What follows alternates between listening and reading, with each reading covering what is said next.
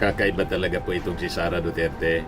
As you know, lumipad pa Kuwait at ang sabi, after Kuwait, dahig na naman. Nandito lang, mga gwardya pala niya yan. Sabi dito sa video, mas marami pa ang kanyang bodyguard kaysa sa dumalo.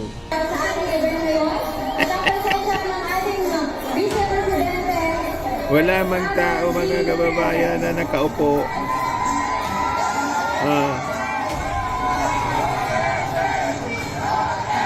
Mas marami pa ang kanyang bodyguard kaysa sa dumalo. Kailangan doon, unang-una, wala mang tao na marami.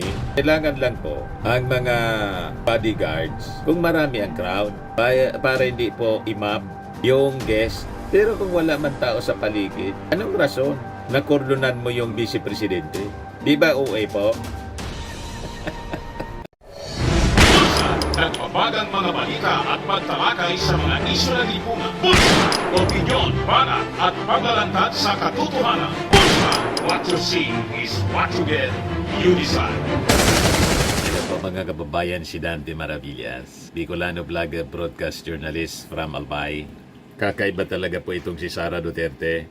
As you know, lumipad pa Kuwait at ang sabi, after Kuwait, dahig na naman. Yung purpose niya, kapag punta sa Kuwait, may maisog rally doon. Ngayon, ang mga dumalo mga kababayan sa maisog rally, mas marami pa yung bodyguards ni Sara. Yan wala mang tao mga kababayan. Sa mga upuan, yung mga tao, nandito lang, mga gwardya pala niya yan. Sabi dito sa video, mas marami pa ang kanyang bodyguard kaysa sa dumalo. Ang tanga lang hinaharangan siya, wala namang tao. Ayan panoorin natin mga kababayan.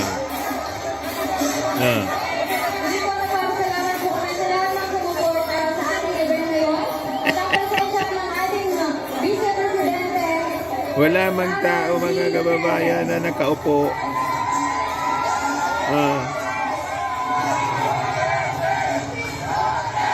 Mas marami pa ang kanyang bodyguard kaysa sa dumalo. Wala mang mga tao sa paligid, pa isa-isa. Ito lang ulitin natin mga kababayan para malinaw.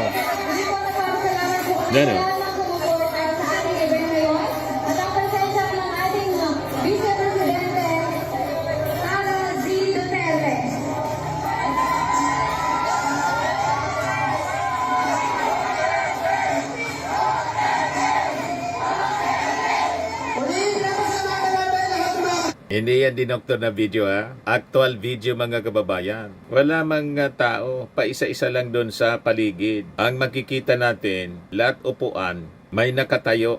Ilan lang yan na nakatayo mga kababayan. Ito palang crowd na to, mga bodyguards man lang niya. Mga bodyguards niya.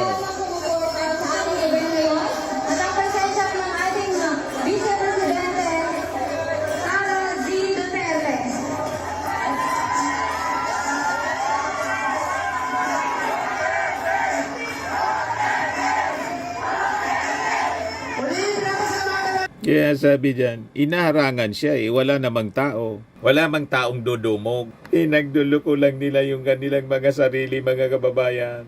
Yan mga bodyguards, hindi man talaga kailangan doon. Unang-una, wala mang tao na marami. Kailangan lang po ang mga bodyguards, kung marami ang crowd, para hindi po imab yung guest. Pero kung wala man tao sa paligid, anong rason na kordonan mo yung vice presidente? Di ba OA po? Nawala na po sa tamang pag-iisip talaga itong mga taong ito. Lahat ng mga pinagagawa nila, sablay, gusto nilang proteksyonan. Unang-una, nasa abroad po, sa Kuwait, hindi man kailangan doon ang bodyguard po sa Kuwait. Sino man naman sa Kuwait mga kababayan ang pwedeng pagtangka sa buhay ng vice presidente para ganon katindi yung kanyang kordon. Di ba mga kababayan? Yes, sabi ng mga nag-react. Masyado. Kung walang galit sa'yo, wala sana yan na mga bodyguards. Maganda sana yung fashion show mo. Sabi ni Roger Guillen Alcala. Kakarampot na bisita. Ganon kahigpit. Sabi ni Bergie, lalo na kung presidente siya. Sandamakmakang bodyguards.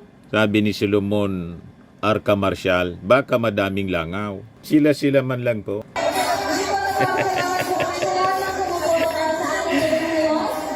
May mga saltik talaga po, mga kababayan.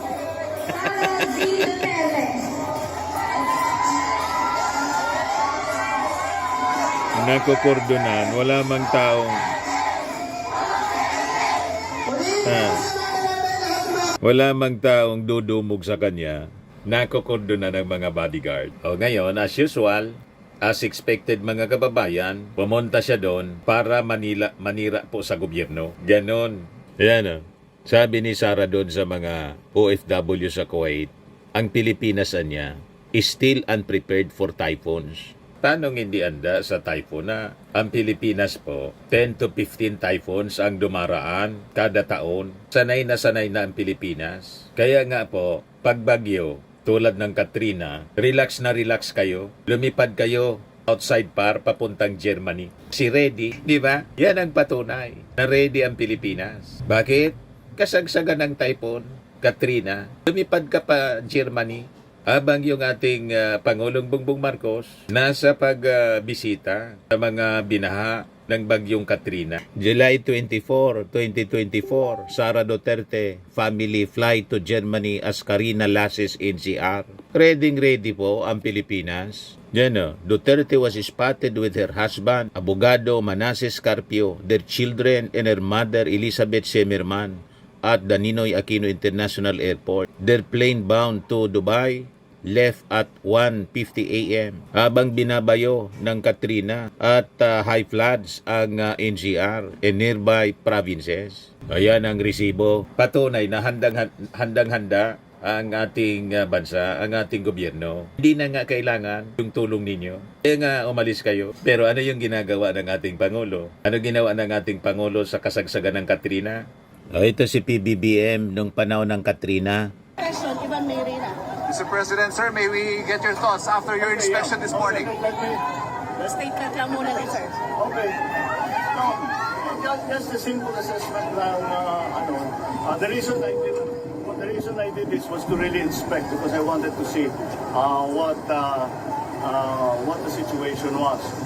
And I was right. It's really different reading the piece of paper than actually seeing it and seeing what people have to go through. So, Valenzuela has the usual problem. Talagang basin yan lagi napabaha ang Valenzuela. But marami na silang flood control, pero nasa pawang ito sa dami ng tubig. So we have to relook, we have to re-examine some of the designs of our flood control. Dahil, for example, this was not, the amount of water was not as bad as Undoy. But the effect was greater than Undoy. Mas malaki ang baha. Mas maraming nabaha na lugar kaysa panahon ng Undoy. Mas marami tayong flood control ngayon kaysa noon. Pero climate change, this is what the effects of climate change are. Now, what we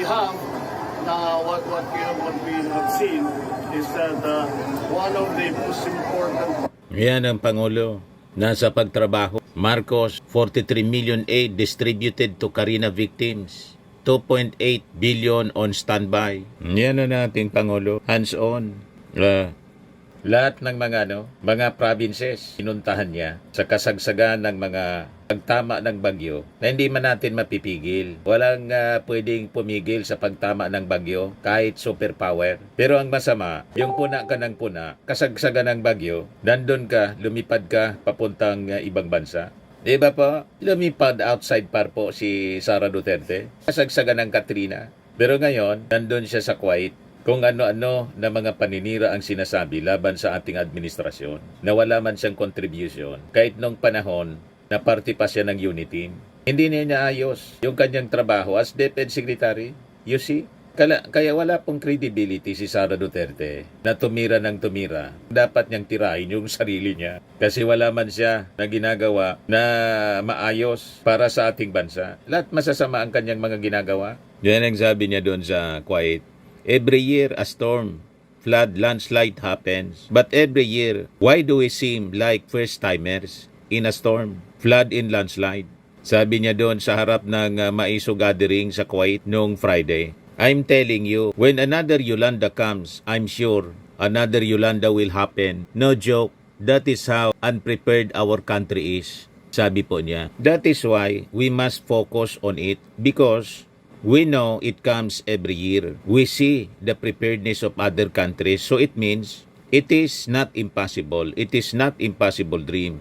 An impossible dream. Sigang daldal mo, yung mismong lungsod po ninyo, lugar ninyo, yung Davao City, despite ng billions of pesos na pork barrel ng kapatid ninyong si Pulong at yung tatay ninyo naging presidente, bakit binabaha pa? Di ba? Just last week, binaha. So ano nangyari? Kung hindi nga ninyo nagawa sa inyong sariling lungsod, anong rason na magagawa ninyo sa buong Pilipinas? Hindi nagawa yung preparedness ni Digong 6 years na. Tapos hinahanapan ninyo ang performance yung ating Pangulong Bongbong Marcos. Pinapaimbestiga na yung lahat ng mga flood control projects, hindi lang sa kanyang administrasyon, kundi previous administration, na lahat mga kababayan haros na discover mga palpak. You see?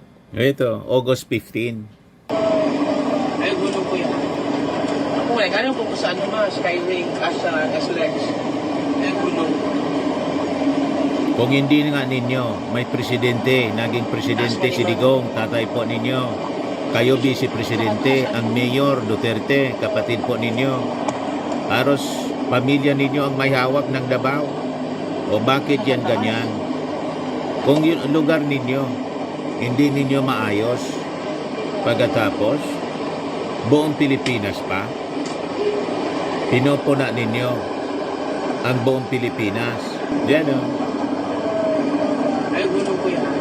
Sariling lungsod ninyo, isang lungsod, binuhusan ng tatay ninyong ng 51 billion pork barrel ng kapatid ninyong si Pulong. Bakit ganyan ang baha sa inyong lugar? Wala kayong credibility to speak na magpuna. Ang dapat ninyong pinupuna, sarili ninyo, pati tatay ninyo, buong pamilya ninyo. Yan ang punain ninyo. Puna kayo kay President Bongbong Marcos. Hindi nga ninyo naayos yung sariling lungsod ninyo. May problema sa pagbabaha. 6 years na naging Pangulo, yung tatay ninyo. At kayo, Vice Presidente ngayon.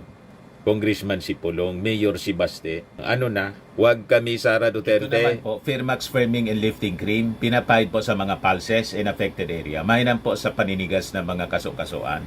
Ito naman po, Automax Radiant Serum. Sa mukha naman yung application. Anti-aging po siya. You will look 10 years younger than your age. Sa mga cancer patients naman po, baka lang gusto ninyo itong itry. Naing siya Red Mix Fruit Drink. Hindi mo po siya gamot, food supplement siya. Kaya lang, gawa siya mga kababayan sa goji berry. Yung goji berry, may anti-cancer properties. O ngayon, yung mga inquiries ninyo, dumiritso na lang kayo sa aming messenger sa Facebook para masagot namin agad. Ayos pa?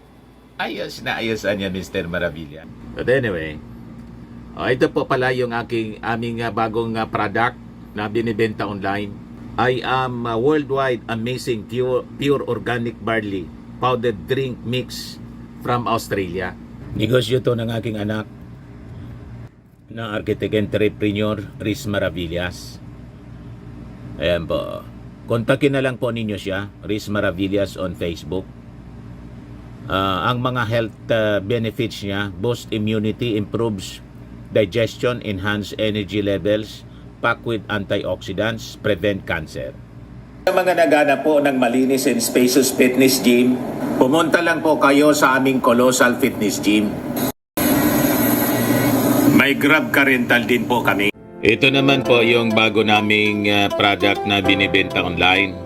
Eye Glow Serum, whitening po siya. Tingnan ninyo yung epekto sa aking anak na architect before and now. Yung mga inquiries po ninyo, dumiretso na lang kayo sa kanyang Facebook account, Riz Maravillas.